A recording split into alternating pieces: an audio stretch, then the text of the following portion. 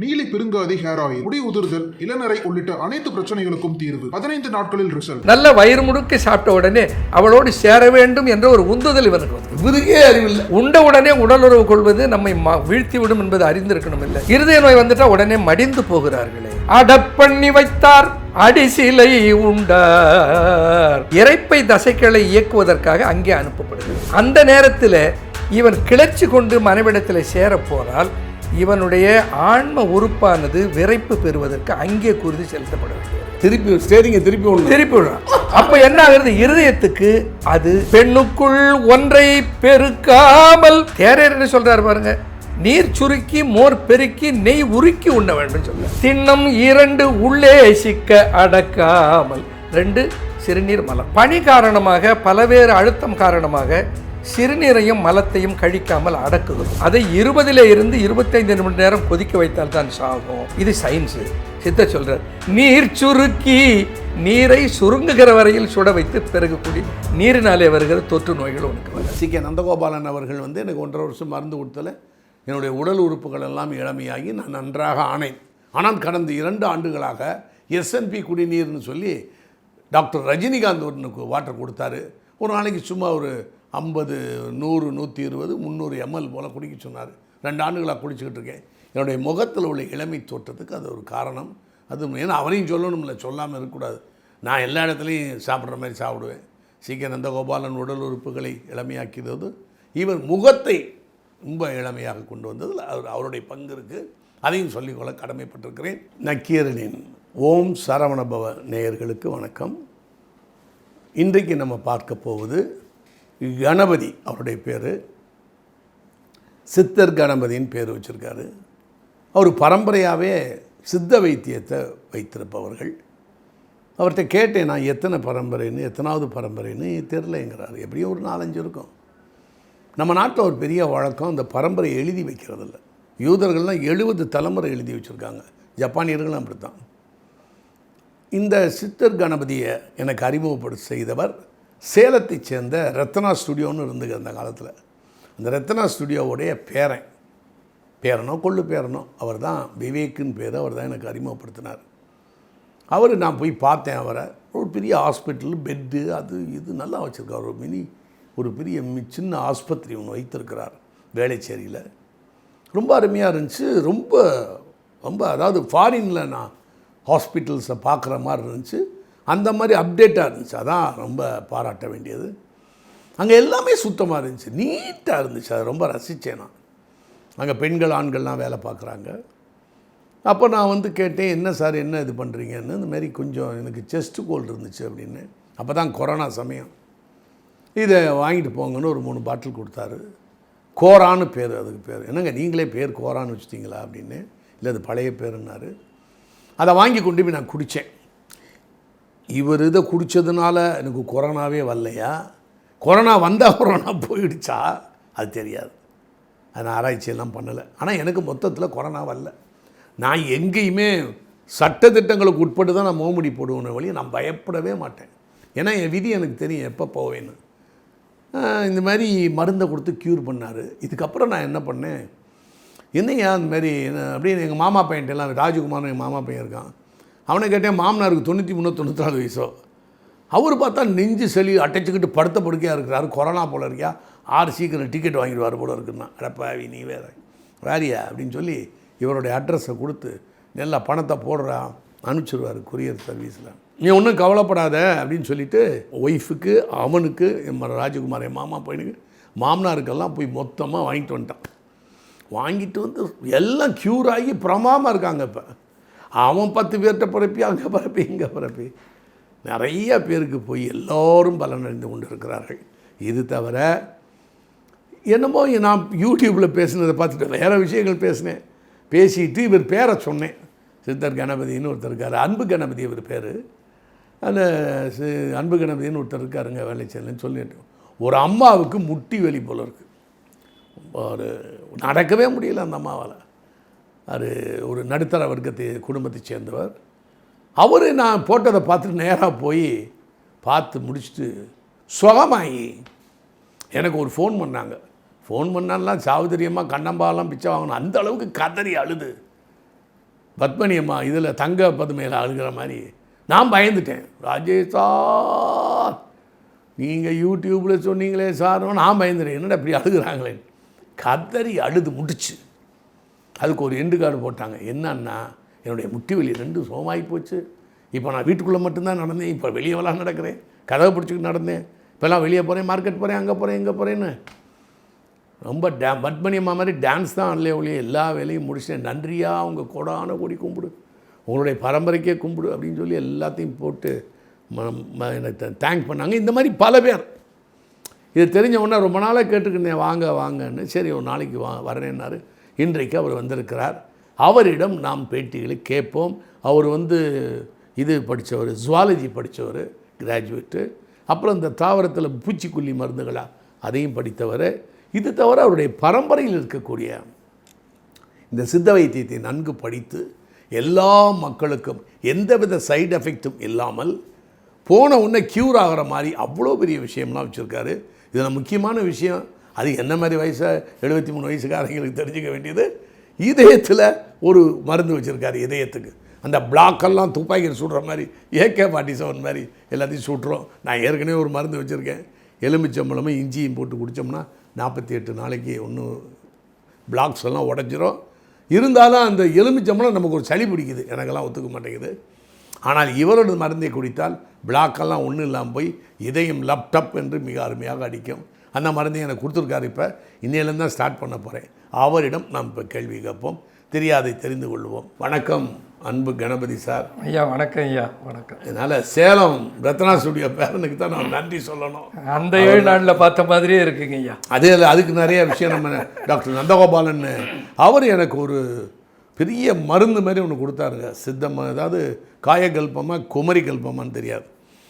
1.5 வருஷம் சாப்பிட்டேன். யாராலையும் அது சாப்பிட முடியாது. இவ்வளோ பெரிய மருந்து கூட யாரும் எடுக்க மாட்டான் பயந்துக்கிட்டு. இவ்வளோ மருந்து கொடுத்தாரு. அவ்வளவையும் நான் சாப்பிட்டேன் 1.5 வருஷம். அதுக்கு பத்தியம் ஏறக்குறைய நான் அதில் பத்தியம் நான் இருக்கிறவன் தான். மது அருந்தக்கூடாது, மாமிசம் அருந்தக்கூடாது, நல்லெண்ணெய் சாப்பிடக்கூடாது. அதுதான் கொஞ்சம் கஷ்டமாக இருந்துச்சு. பாவக்காய் சாப்பிடக்கூடாதுன்னு என்னென்னமோ சொன்னார். அதெல்லாம் நான் கடைப்பிடிச்சி 1.5 வருஷம் முடிஞ்சையா. அது ஏஜ் பின்னால் வந்துட்டேயா. இது அவருக்கு நான் தேங்க் பண்ணணும். அதுக்காகத்தான் அவருக்கு நான் 19 எபிசோடு போட்டேன். அது மாதிரி அவர் சக்கரை எல்லாம் அது அவரோட இது அந்த இளமை. நீங்கள் என்னை விட உங்களுக்கு மோடி வயசு தான், நரேந்திர மோடி. என்னை விட உங்களுக்கு 1 வயசு கம்மி, பாரத பிரதமர் வயசு உங்களுக்கு. ஆனால் நீங்கள் உண்மையிலேயே அது எங்கே இருக்கிறது மட்டுமல்லையா, ஹெல்த்தியாக இருக்கீங்க. முகம் அவ்வளோ தெளிவாக சிரிச்சுக்கிட்டு இருக்கீங்க. ஆமாம், இது இங்கே எத்தனாவது தலைமுறை ஏன் தெரியலை? ஏன் உங்கள் பரம்பரை எழுதி வைக்கலை? ஐயா எனக்கு தெரிந்த வரையில் 4 பரம்பரைகளை என்னால் கண்டறிய தான் முடியும். அவ்வளோதான் முடியுது. அதற்கு முன்னே அவர்கள் என்ன இருந்தார்கள் என்பது எனக்கு தெரிஞ்சிக்க முடியல. சும்மா சொல்லுவதில் பயன் இல்லை. எனக்கு 8 பரம்பரை 10 பரம்பரைன்னு. ஆனால் என்னுடைய தாயாரும் என்னுடைய தந்தையும் என்னுடைய பாட்டனாரும் எவ்வளோ பாண்டித்யம் பெற்றிருந்தார்கள் என்பதை நான் பார்த்து அனுபவித்து அறிந்திருக்கிறேன். என்னுடைய மாமா எல்லாரிடத்துலேருந்தும் அவர்களிடத்திலிருந்து நிறைய சித்த மருத்துவ செய்திகளை, மருத்துவ நுணுக்கங்களை கற்றிருக்கிறேன். இந்த கொரோனா மருந்து எப்படியா ஏற்கனவே வச்சுருக்கீங்களா? அதை ஐயா, சித்த மருத்துவம் என்பது ஒரு பாரம்பரியமான சித்தர்களினாலே பதிவு செய்யப்பட்ட ஒரு மிக நுணுக்கமான மருத்துவம். சித்த மருத்துவத்தை மேலெழுந்த வாரியாக பார்த்தா ஏதோ பாடல்கள் பாடியிருக்காங்கன்னு தோணும். அத்தனை அறிவியல்யா, அத்தனை அறிவியல். அதற்கு சில சான்றுகளை சொல்கிறேன். என்னென்னா, கபசுர குடிநீர்னு ஒன்றை எல்லாரும் ரொம்ப புகழ்பெற பேசினார்கள். நிலவேம்பு குடிநீர்னு ஒன்றை பற்றி பேசினார்கள். தாளிசாதி சூரணம், வாதசுர குடிநீர் என்று பல மருந்துகளை பற்றி இன்றைக்கி சித்தர்களை பற்றி நிறைய பேசியிருக்காங்க. அதில் நான் ஒரு பல ஆண்டுகள் ஆய்வு செய்திருக்கேன். பார்த்திங்கன்னா, இந்த நிலவேம்பு குடிநீரும் கபசுர குடிநீரும் நுரையீரல் சம்பந்தமான நோய்களையும் நுரையீரல் தொற்றுகளையும் குணமாக்கும் என்று சித்தர்கள் சொல்லியிருக்காங்க. அண்மை காலத்தில் சில மூலிகைகள் நமக்கு அறியாத மூலிகையாக போயிடுச்சு. உதாரணமாக பார்த்திங்கன்னா, கபசுர குடிநீரில் முள்ளிவேர் என்று ஒரு மூலிகை போட்டிருப்பார்கள்.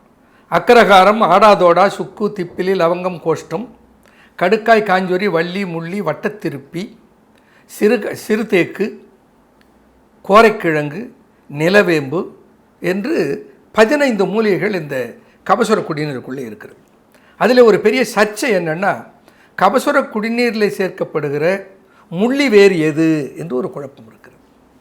அதற்கு அந்த கேள்வியை நான் சித்தரிடத்தில் கேட்டேன். முள்ளியில் கரிமுள்ளி என்று ஒன்று இருக்கிறது. சித்திரத்தில் கேட்டேன்னா எப்படி? சித்தர்களிடத்திலே கேட்டேன். அப்படின்னா ஃபோன் பண்ணுற மாதிரி சொல்கிறீங்க? ஆமாம் ஐயா, நீங்கள் உணர்வால் சித்தர்களோடு ஒன்றிவிட்டால் உங்களுக்கு வேண்டியதை அவர்கள் தருவார்கள். இது என்னுடைய அனுபவம். என்னைய கூட ஒருத்தர் துபாயிலேருந்து ஃபோன் பண்ணி நீங்கள் ஒரு சித்தர்ட்டாங்க. என்ன சித்தர் தான் என்னைய? ஐயா, சித்தர் என்பது என்னையா, மனதால் அனைவரும் நன்றாக இருக்க வேண்டும் என்று விரும்புகிறவர்கள் அத்தனை பேரும் சித்தர்கள் தான். நீங்கள் அதானே செஞ்சிட்ருக்கீங்க. சரி சரி. ரொம்ப அப்போது இந்த கபசுர குடிநீரில் இருக்கிற கரிமுள்ளி என்னன்னு சித்தர்களை கேட்டேன்னு சொன்னேன். அப்போ எனக்கு தேரையர் பதில் சொல்கிறார்.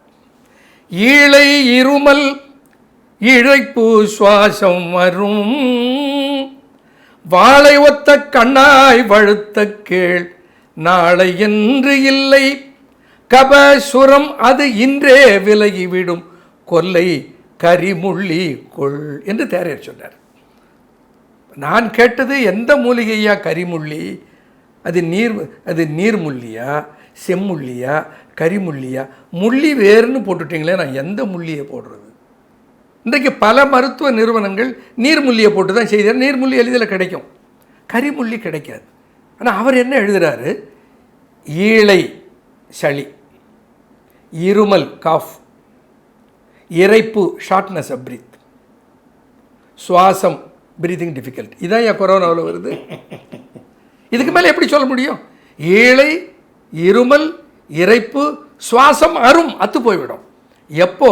நாளை என்று இல்லை, இன்னொரு நாளைக்குன்னு இல்லை, அன்றைக்கு நாளை என்று இல்லை, இன்றே கபசுரம் அது விலகிவிடும். எப்போ? கொல்லை கரிமுள்ளி கொள் என்று சொன்னார். கரிமுள்ளி என்பது கொல்லையில் இருக்கிற கரிமுள்ளி. கபசுரம் என்கின்ற நோய்க்கு கரிமுள்ளின்னு அவர் சொல்லிட்டார். அப்போ நான் கரிமுள்ளியை பயன்படுத்துகிறேன். அதனால தான் கோரோவில் அவ்வளவு பலன்.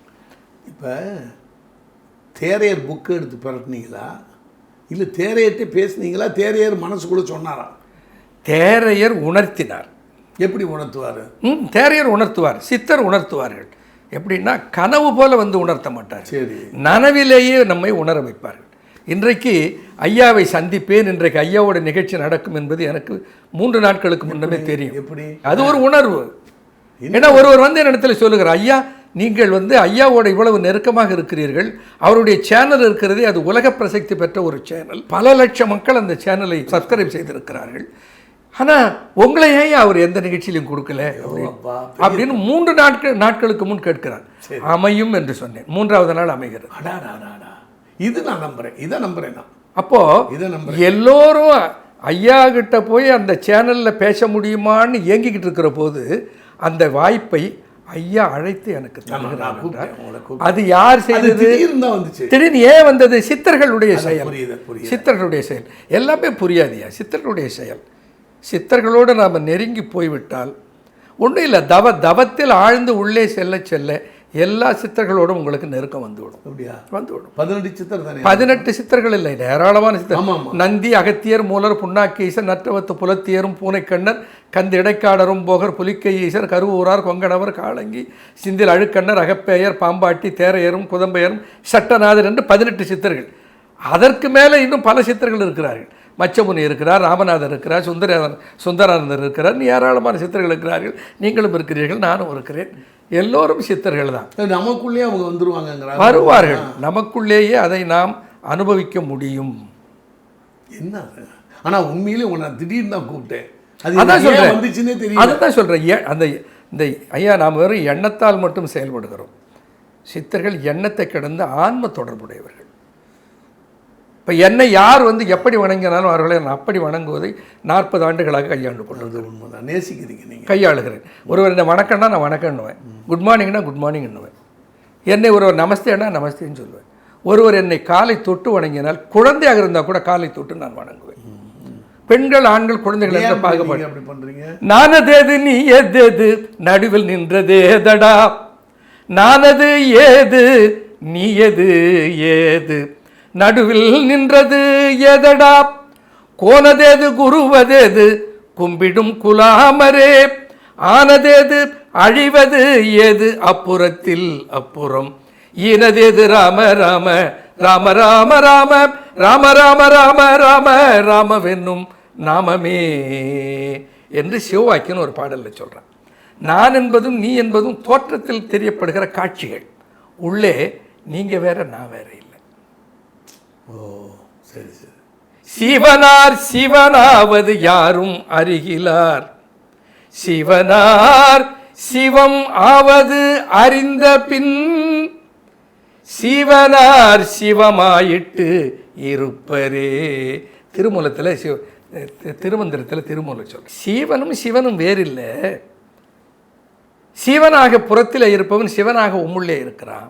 பிரபஞ்ச ஆற்றல் உயிராற்றலாக உன்னுள்ளே உலவிக் கொண்டிருக்கிறது. இதை நீ உணர்ந்து விட்டால் நீ வேற நான் வேறன்னு வித்தியாசம் இருக்காது. அதனால அந்த பாகுபாடு என்பது என்னுடைய உள்ளத்தில் இல்லையா. இப்போ அந்த மூட்டு வலிங்கிறீங்க, அது சுகப்படுத்துறீங்க. கிட்னி ஃபெயிலியர், சிறுநீரக செயலிழப்பு என்பது அண்மை காலத்தில் மலிந்து கொண்டே இருக்கு. என்ன காரணம்? உணவு முறை. உணவு முறை முக்கியமானது உணவு முறை. என்னென்னா நிறைய உணவுக்கு இப்போ வண்ணம் ஏற்றுகிறோம், கலரிங் ஃபுட்ஸ். இந்த வண்ணம் ஏற்றுகிற எல்லா ரசாயன பொருள்களிலும் சிறுநீரகத்தை சேதம் செய்கிற ஆற்றல் இருக்கிறது. அது ஒரு முக்கியமான காரணம். ஆமாம். இன்னொன்று, நிறைய பழக்க வழக்கங்களை நம்ம மாறி போயிட்டோம். டென்ஷன் அண்ட் ஸ்ட்ரெஸ், ரொம்ப டென்ஷன் ஸ்ட்ரெஸ் இருந்ததுனால பாதிக்கப்படுற உறுப்பு எதுன்னா இருதயமும் சிறுநீரகமும் தான். நாம் என்ன பண்ணுகிறோம், பல வேலை காரணமாக விலங்குகளிலே மனிதனும் ஒரு விலங்கு தான். சோஷியல் அனிமல் ஐயா கூட பல இடங்களில் குறிப்பிட்டிருக்கிறீங்க. நாம் என்ன பண்ணுறோம், பனி காரணமாக பலவேறு அழுத்தம் காரணமாக சிறுநீரையும் மலத்தையும் கழிக்காமல் அடக்குகிறோம். அந்த அடக்குகிற தன்மை மனுஷனுக்கு மட்டும்தான் விட்டு வேறு எந்த விலங்குக்கும். திண்ணம் இரண்டுள்ளே சிக்க அடக்காமல், திண்ணம் இரண்டு உள்ளே சிக்க அடக்காமல், ரெண்டு சிறுநீர் மலம் உள்ளே சிக்கும்படியாக அடக்காதே என்று ஆரோக்கியமான வாழ்வுக்கு என்ன வழின்னு போய் தேரையரை கேட்டால் தேரையர் சொல்கிறார். திண்ணம் இரண்டுள்ளே சிக்க அடக்காமல், பெண்ணுக்குள் ஒன்றை பெருக்காமல், போக இச்சையை அதிகமாக மேற்கொள்ளாமல், பெண்ணுக்குள் ஒன்றை பெருக்காமல், உண்ணுங்கால் நீர் சுருக்கி மோர் பெருக்கி நெய் உருக்கி உண்பவர் தம் பேர் உரைக்கில் போமே பிணி என்று சொல்லுகிறார். நீரை சொல்லியிருக்காரு. எல்லோரும் சொல்லி, சித்தர்கள் எல்லோரும் ஒரே கருத்தை அவரவர்களுக்கு ஏற்ற வகையில் சொல்லுவார்கள். அப்போது தேரையர் என்ன சொல்கிறார் பாருங்க, நீர் சுருக்கி மோர் பெருக்கி நெய் உருக்கி உண்ண வேண்டும் சொல்கிறார். ஏன்? சயின்ஸ் அது, விஞ்ஞானம். எப்படி விஞ்ஞானம்? மோரை பெருக்கி உண்ண வேண்டும். மோரில் இருக்கிற கொழுப்பு சத்து நீர் அதிகமாக சேர்ந்தால் மிதங்கி மேலே வந்துடும். கொழுப்பு அகற்றி விட்டால் உள்ளே இருக்கிற மோர் இருக்குது நீர் மோர். அப்போ மோரை பெருக்கி உண்ண வேண்டும், நீரை சுருக்கி உண்ண வேண்டும். ஏன்? நீரை சும்மா சூடு காட்டிட்டு சாப்பிடக்கூடாது, நீர் சுருங்குகிற அளவுக்கு சுட வைக்க வேண்டும். அப்போ நீர் சுருங்குகிற அளவுக்கு சுட வைக்கணும்னா 100 டிகிரி சென்டிகிரேடில் அது 20 நிமிட நேரம் கொதிக்கணும், அப்போ தான் சுருங்கும். இப்போ சொல்லுகிறார்கள் அறிவியல் உலகத்தில் சில ஸ்போர்ஸ், சில நுண்கிருமிகளுடைய வித்துக்கள் 100 டிகிரி சென்டிகிரேடில் கூட சாகாது. அதை 20 இருந்து 25 நிமிட நேரம் கொதிக்க வைத்தால் தான் சாகும். இது சயின்ஸு. சித்தர் சொல்கிறார், நீர் சுருக்கி நீரை சுருங்குகிற வரையில் சுட வைத்து பிறகு நீரினாலே வருகிற தொற்று நோய்கள் உனக்கு வராது. நெய் உருக்கி, நெய் கெட்டி ஆகிடுது. நெய்யை தேக்கரண்டியில் எடுத்தோன்னா அந்த தேக்கரண்டி மேலே கூம்பா வரும். தேவைக்கு மேலே கொழுப்பு சத்து உடம்புக்கு வேணாம். நெய்யை உருக்கிட்டா தண்ணி நீர்த்து போகுது. இந்த நீராக இருக்கிற நெய்யை கரண்டில் அள்ளினா அந்த விளிம்பு வரைக்கும் தான் வரும், மேலே கூம்பா நிற்காது. அளவான நெய்யை சேர்த்துக்கொள். நீர் சுருக்கி மோர் பெருக்கி நெய் உருக்கி உண்பவர் தம் பேர் உரைக்கில் போமே பிணி. இதெல்லாம் கையாளக்கூடிய எளிய விஷயம். சித்தர்களை கையாளுவது, சித்தர்களை கடைபிடிப்பது ரொம்ப எளிது, புரிந்து கொள்வது தான் கொஞ்சம் கஷ்டம். ஆனால் எனக்கு திடீர்னு உங்கள் ஞாபகம் வந்தது எனக்கு ஆச்சரியமாக தான் இருக்குது. முந்தா நாள் வந்துச்சு. ஆனால் அது நடக்குது பாருங்க. இது நடக்கும். ஆச்சரியம் தான். இது நான் பொய்யெல்லாம் சொல்லலை. நமக்கு பொய் பேச வேண்டிய அவசியம் இல்லை. நான் பெங்களூர் போகும்போது நான் உங்களை சந்தித்தேன். ஆமாம். அப்போ கூட எனக்கு ஞாபகம் வரல, நீங்கள் வரல. திடீர்னு உனக்கு ஃபோன் பண்ணி நல்லா ஆயிடுச்சியா நெஞ்சு சளியெல்லாம், ஏன் அவங்கள பேட்டி எடுத்தா என்ன அப்படின்னு உடனே கேட்டேன். அதுதான் எனக்கு ஆச்சரியமாக இருக்குது. இப்போ நீங்கள் சொன்ன உடனே எனக்கு ஆச்சரியமாக இருக்குது. இப்போ ஹார்ட்டுக்கு ஒரு மருந்து, இருதயத்துக்கு ஐயா. இப்போ பொதுவாக சித்தர்களுக்கெல்லாம் இருதயத்தை பற்றி என்ன தெரியும்? அவங்க என்ன போஸ்ட்மார்ட்டம் பண்ணி இருதயத்தை பார்த்தாங்களா என்று கேட்கிற பெரிய நாத்திக சிந்தனையாளர்கள் உண்டு. நான் சித்தர்கள் அக உறுப்புகளை எல்லாம் தன்னுடைய ஆன்ம கண்ணினால் அதுதான் சார் பார்த்திருக்கிறார்கள். ஸ்பேஸுக்கே போனாங்களே, போயிருக்கிறார்கள். அப்ப செவ்வாயை போய் செவ்வாயின்னு சிவப்புன்ட்டானே. சிவப்பு நிறங்களை எப்படி சனி கண்டார்கள், குளிர்ச்சின்ட்டானே. வலிய எப்படி கண்டார்கள். சனியை சுற்றி 7 லேயர் இருக்குன்ட்டான். ஆக அவர்கள் இந்த இந்த உலகத்தை விட்டும் உலகத்தின் பல்வேறு இடங்களுக்கும் ககன மார்க்கமாக காற்றிலேயே போகிறார். ஒன்றும் புரியல. போகர் போனாருங்கிறாங்க. போகர் போனார், சைனாவுக்கு போனாருங்கிறாங்க. இப்போது இருதயத்தை பற்றி ஒரு இடத்துல ரொம்ப நம்ம இருதய அமிர்தத்தில் நான் என்ன பண்ணேன்னா, இருதய நோயினாலே இவ்வளோ பேர் கஷ்டப்படுகிறார்களே, இருதய நோய் வந்துட்டால் உடனே மடிந்து போகிறார்களே, இருதய நோய் ஏன் வருது? இந்த இருதய நோயை தடுக்க முடியுமா? வராமல் தடுக்க முடியுமா? அப்படி வந்துவிட்டால் அந்த இருதய நோயாக வருவது என்ன? பெரும்பாலும் என்னென்னா இருதய இரத்த குழாய்களிலே அடைப்பு. அது triple vessel disease, double vessel டிசீஸ்னு பல பேரில் சொல்லுகிறார்கள். உடனே அதுக்கு என்ன மருத்துவம்? ஒன்று பைபாஸ் பண்ணணும், இல்லை ஸ்டென்ட் வைக்கணும். இதுதான் அதற்கு மருத்துவம் என்று இப்பொழுது இருக்கிறது. அதிலே பல பின்விளைகள் வருகிறது. அது அவசியமில்லை என்றெல்லாம் நம்ம ஹெக்டே அவர்கள் ரொம்ப அழகாக பேசுவார்கள். அதுக்கு நாம் போவேணாம். ஆனால் சித்தர்கள் என்ன சொல்லி இருக்கிறார்கள்? அடப்பண்ணி வைத்தார், அடிசிலை உண்டார், மடப்பிடியாரோடும் மந்தனம் கொண்டார், இடப்பக்கவே இடர் நொந்தது என்றார், கிடக்கப்படுத்தார் கிடந்து ஒழிந்தாரே. திருமூலர் சொல்கிறார். என்ன பண்ணாரா? அவனுடைய மனைவி கணவன் மீது இருந்த அன்பினாலே அடை செய்து வைத்திருந்தாள். எண்ணெயில் செய்கிற உணவு அடை. அடை பண்ணி வைத்தார், அடிசிலை உண்டு. அடிசில்னா உணவு. அவன் மனைவி அன்போடும் பாசத்தோடும் செய்து வைத்திருந்த அந்த எண்ணெய் பலகாரத்தை இவன் கொஞ்சம் நிறைய உண்டுட்டான்.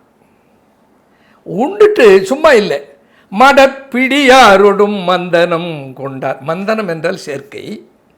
மடப்பிடி அது அழகே வடிவான தன்னுடைய மனைவி நல்ல வயிறு முழுக்க சாப்பிட்ட உடனே அவளோடு சேர வேண்டும் என்ற ஒரு உந்துதல் இவனுக்கு வந்தது. இவருக்கே அறிவில்லை, இவனுக்கு வந்தது. இவருக்கே தடுமாறிட்டாரு. ஆமாம், இவர் கொஞ்சம் சிந்திச்சிருக்கணும் இல்லை?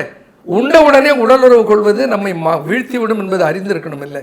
குறைந்தது 2 மணி நேரமாவது இடைவெளிக்கு பின்னர் தான் மந்தனம் கொள்ள வேண்டும் என்ற ரகசியத்தை திருமூலர் இந்த பாடலில் சொல்றார். அது என்ன தியரி பிராக்டிஸா? அவர் பண்ணிட்டு வரலன்னு தான் கண்டுபிடிச்சாரா? ஏற்கனவே தெரிஞ்சு தடுமாறிட்டாரா? அவர் ஏராளமான விஷயங்களை சொல்லியிருக்கிறார். மடப்பிடியாரோடும் மந்தனம் கொண்டார். அது என்ன ஆச்சு? உணவு வயிற்றுக்கு போன உடனே அதை செரிக்க வைப்பதற்கு நம்முடைய இருதயத்திலிருந்து ரத்தம் இந்த இரைப்பையை நோக்கி செலுத்தப்படுகிறது. குருதி மடையை திறந்து விட்ட மாதிரி. ஆமாங்க ஐயா, ஆமாங்க ஐயா. அது அந்த இருதயத்திலே இருந்து வருகிற குருதி முழுக்க இந்த இரைப்பை தசைகளை இயக்குவதற்காக அங்கே அனுப்பப்படுகிறது. அந்த நேரத்தில் இவன் கிளர்ச்சி கொண்டு மனைவிடத்தில் சேரப்போனால் இவனுடைய ஆன்ம உறுப்பானது விரைப்பு பெறுவதற்கு அங்கே குருதி செலுத்தப்பட வேண்டி வருகிறது. திருப்பி விடுறான். அப்போ என்ன ஆகுறது? இருதயத்துக்கு அது ஆபத்தாக முடிகிறது. அதனால தான் வயசான காலத்தில் யாரையாவது கூட்டிகிட்டு போய் அங்கேயே சாகுறாங்களா?